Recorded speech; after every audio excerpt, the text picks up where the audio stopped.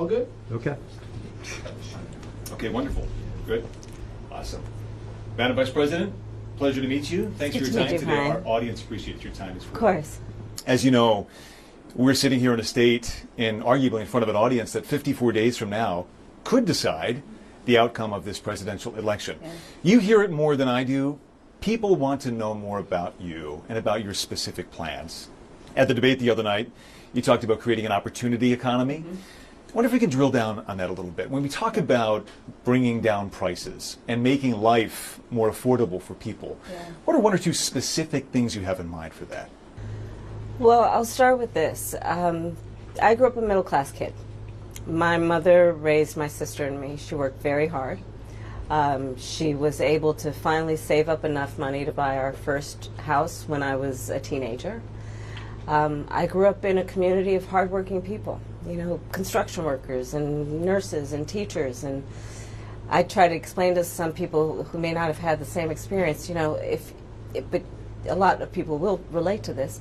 You know, I grew up in a neighborhood of folks who were very proud of their lawn, you know, and I was raised to believe and to know that all people deserve dignity, and that we as Americans have a beautiful character. You know, we have ambitions and aspirations and dreams, but not everyone necessarily has access to the resources that can help them fuel those dreams and ambitions.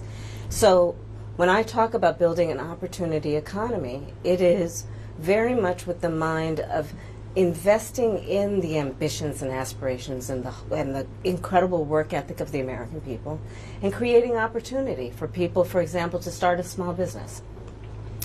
My mother, you know, worked long hours, and our neighbor helped raise us. We used to call her, I still call her, our second mother. She was a small business owner. I love our small business owners. I learned who they are from my childhood, and she was a community leader. She hired locally. She mentored. Our small businesses are so much a part of the fabric of our communities, not to mention, really, I think, the backbone of America's economy. So my opportunity economy plan includes giving startups a $50,000 tax deduction to start their small business. It used to be $5,000. Nobody can start a small business with $5,000. But investing in people's innovative ideas and giving them the ability to go for it. Opportunity economy means, look, we don't have enough housing in America. We have a housing supply shortage. And what that means, in particular for so many younger Americans, the American dream is elusive. It's just actually not attainable. So part of my plan is to work with the private sector and housing developers to give them a tax credit, to be able to partner with us as the government, to build, and my goal is 3 million new homes by the end of my first term. In addition, to help people who just want to get their foot in the door, literally. And so giving first-time home buyers a $25,000 down payment assistance to be able to just get in the door, and then they will do the work that they need to do to save and to pay that mortgage and to build wealth for themselves and their family. These are some examples of what I mean when I talk about an opportunity economy, and a lot of it has to do with just the community I was raised in and the people that I admired, who work hard, and deserve to have, their dreams fulfilled because they're prepared to work for it. You talked at the debate and at previous appearances about turning the page on the past. And in fact, here today in Johnstown, you're talking about a new way forward. Yeah. I think some people have a question, given maybe your current role as Vice President of the United States, how different you are from Joe Biden. And so I wonder if there are one or two spots, policy areas or approaches where you would say, I'm a different person. Well, I'm obviously not Joe Biden.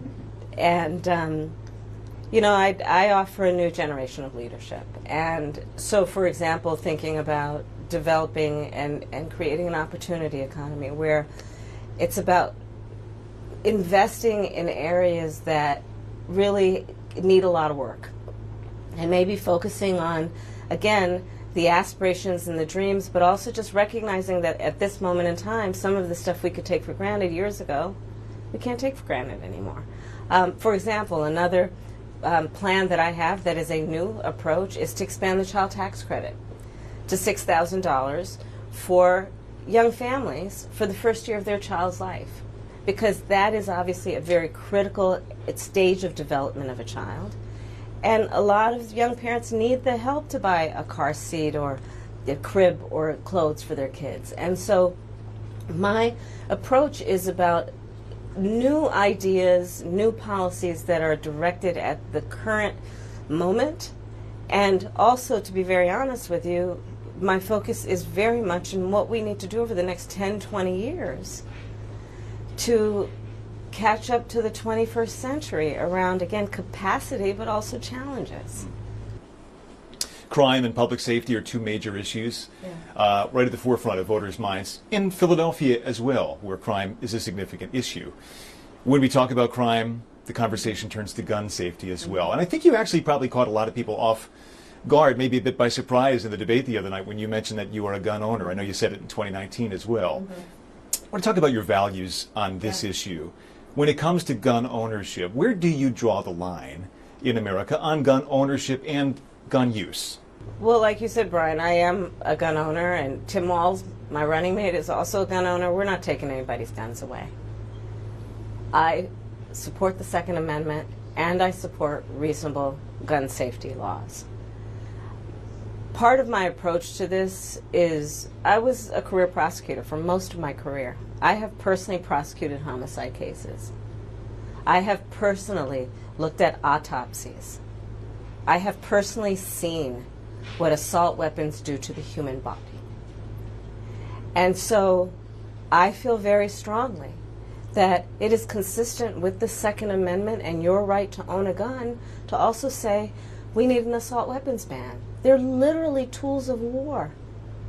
They were literally designed to kill a lot of human beings quickly.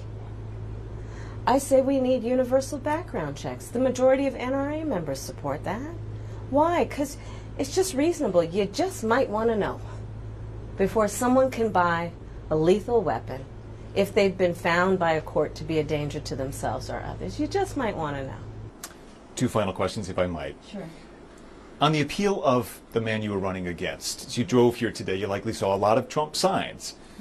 He has an historic appeal in this country. And as you are someone running against him and trying to understand that, I wonder how you distill it. What do you understand his appeal to be? And how do you speak to his voters? Or maybe people who just share his values but are open to something else? I, based on experience and a lived experience, no. In my heart, I know, in my soul, I know that the vast majority of us as Americans have so much more in common than what separates us. And I also believe that I am accurate in knowing that most Americans want a leader who brings us together as Americans and not someone who professes to be a leader who is trying to have us point our fingers at each other. I think people are exhausted with that approach, to be honest with you. I think people want a leader who has common sense and tries to find common ground. I'm supported by over 200 Republicans who worked for both Presidents Bush, John McCain, and Mitt Romney. I'm supported by the former Vice President Dick Cheney, former Congress member Liz Cheney. And I think people are more willing now, in light of the hate and division that we see coming out of Donald Trump, to say, hey, let's put country first. And I think that just makes us stronger and more healthy as a country. To say, look, we can all debate our differences around, various policies, but let's stop with the division. Like, enough of that. Let's bring everybody together.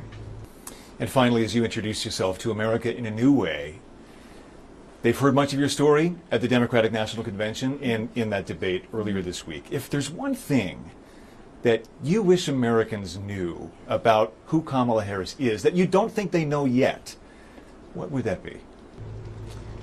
I don't know. I mean, Probably it's not very different from anybody watching right now. I love my family.